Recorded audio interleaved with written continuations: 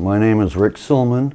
I'm 60 years old, and I'm trying to present this video so people can see the damage that happened to my property. My daughter and I bought a place in Yankee Hill, which is part of the Plumas National Forest, and it's very scenic, very beautiful. There's lakes, there's rivers, and I thought, well, good, this will be a place that I can retire. And so my daughter came up about 6 or 8 months later, and we lived there from 2005 to approximately 2010. It was a mobile home. From the outside, it looked pretty good. And it looked like it could be added on to later, or any sort of number of things. It's about 2.5 acres. When we bought the house, he wouldn't let us in. He wouldn't let us in for 2 weeks, so it was just the real estate broker. I had traveled about 200 miles to see this, and I was disappointed I couldn't go in. And the real estate broker said that, well, he's having a guy work on it. And I said, okay, well, then that means it'll be in better shape. We were in this place for a couple of years. Things just started breaking down. The heater, air conditioner, window unit caught fire. It wasn't even turned on. The 2 stoves went out, the gas stoves, and the propane man came up and said, no, I wouldn't even hook these up. I don't know why they weren't replaced 20 years ago. So now we're without stove, we're without the regular heater.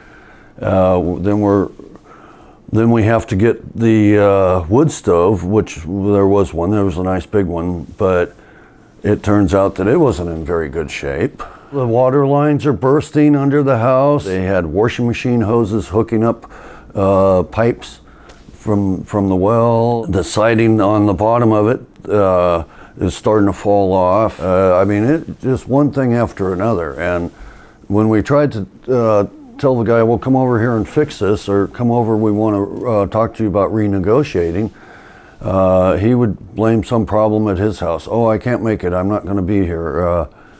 And this went on for months. Had we been able to see all this in the beginning, the property may have been worth buying, but I would have renegotiated with. Then we found out from the building department that there was a similar mobile on his other property, and they had condemned that about 10 years ago. And he knew it, and he had owned the property at that time. And so all he had done was he had just tried to hide all that. He was committing fraud from day one. All the work we had to do to this caused me to go into bankruptcy.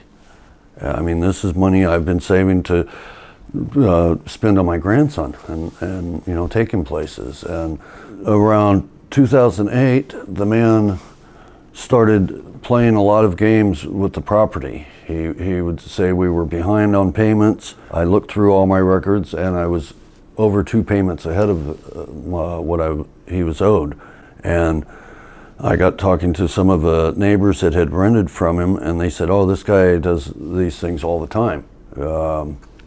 Evidently, he goes for people that are elderly or disabled or not quite right to begin with, and he promises them, oh, okay, you can buy this place, and you'll have a lovely place in the forest. I could see after about 3 years of going through all this funny business with him that he had no intention of renegotiating.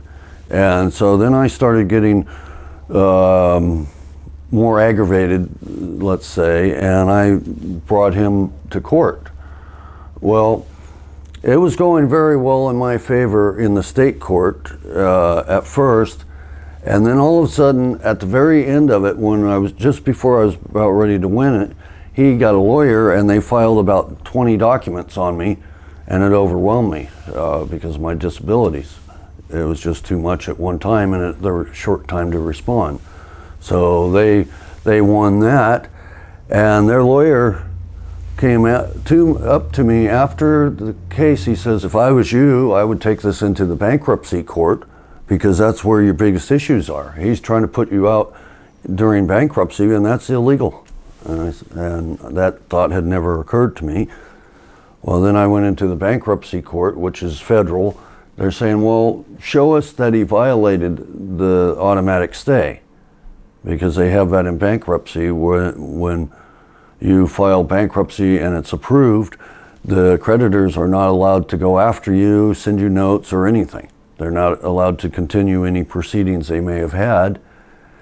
Well, not only did he keep trying to do a foreclosure illegally then, but then he also started more state issues on the unlawful detainer, and which was completely false. And we're trying to comply with the law. You get a sheriff coming up to your house saying, well, you've got 2 weeks to get out of here. And you're looking at him like, wait a minute, I own this place. And he still did it anyway. So we're traumatized, my daughter and I. Fortunately, our neighbor let us live at his property. So we're off the property now. And the last time we have all the trucks loaded and we're at the new place unloading them, why we're doing that, somebody goes and starts stealing the aluminum siding off the mobile. Immediately after we left, he had a crew destroying the house. That's the first thing they did. Pulled the roof off, they pulled the walls out, they just left big piles of rubbish everywhere, what was left of the building. They took all the utilities out of the ground, the septic line, the water lines, the electrical lines, and all they did was they hook up the well, and they had the one huge pipe there, the only thing that was working again, and they ran a hose into an area, and they had this huge pot garden. They came in and they just took chainsaws and axes and everything, and they just wiped out a whole bunch of old growth trees, 100, 150 feet tall, 3 foot diameter, 4 foot diameter. They wiped out several of those. They wiped out perfectly healthy pine and fir trees just so they could get sunlight in this one area.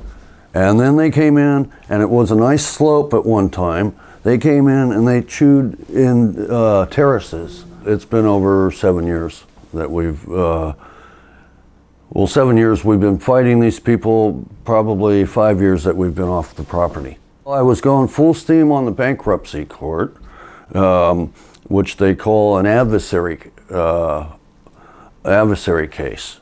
In other words, the original creditor broke the bankruptcy law by filing the unlawful detainer, by putting us off the property when it was ours anyway, by filing a foreclosure. They're doing the same thing they did in state court. They're throwing documents here and there, which mean nothing. He types up something on paper and, oh gee, that's supposed to be lawful. No, it means nothing. If it's not signed or notarized, and so he's flooding the court with garbage. The judge is starting to get aggravated. We're there 2 or 3 years in the judge's court. How many times did you go to court?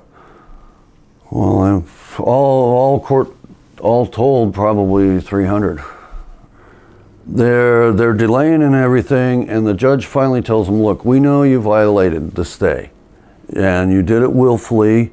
Well, at the final trial, he says, okay, well, you violated this time. He listed them all off. There were several. And he says, you've destroyed this man and his family. You've taken everything you could from him. So what we're going to do, we're going to award punitive damages, actual damages, and emotional distress. When was this judgment? 14 for the bankruptcy court, and 15 for the appeal to be affirmed in my favor by the chief judge. The whole thing was a fiasco. He hasn't paid even a dime on the judgment for over a year and a half now. I'm sitting on a big lump that has nothing on it, and I'm going to have to do all the utilities. I'm going to have a house or build a house. So, what are the chances of him actually paying? He's in hiding. I don't believe he has any intention of paying it. I think the only way I'm going to see any money is if they go after him criminally in the federal courts, and then he's forced to pay restitution. I think that's the only way there's going to be any money whatsoever, and the likelihood of that, well, it's been 7 years. It's not likely any of that's going to happen. So you have this GoFundMe project, and so Yes. tell me about that. What I want to do is everything they messed up is going to need to be redone again. So we have extensive tractor and heavy equipment work. We have reforestation of several areas. We have some sort of dwelling that has to be brought in. All the utilities have to be redone, which, like I say, it's gonna require just about everything, but it's mine. It's the only thing I own now. How much money is needed to repair the property? Well, I'm gonna say 75 to 100,000. Obviously, on a fixed income, I just don't have the money. I'm trying to get some help along the line.